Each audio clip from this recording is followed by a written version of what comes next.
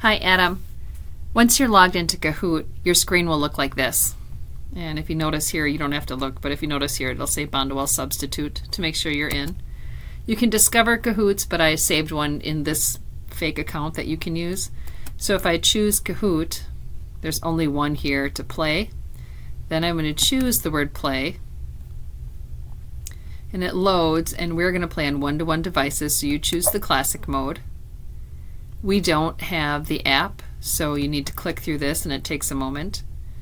And then right here, this is the code that the students need.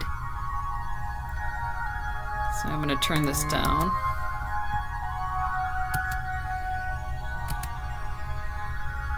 So you can hear me.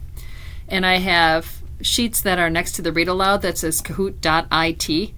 Please put this code into those sheets and put one on each table so the kids can log in.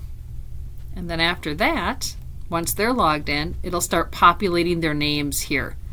If they have silly names, you just hover over that silly name and click on it, and it gets rid of them and they have to rejoin. So I always tell them to use either their school username or their first name. And then after that, they play through on their side, and again, they have to go to kahoot.it where you went into kahoot.com to get it going. But they played it before, so they should know.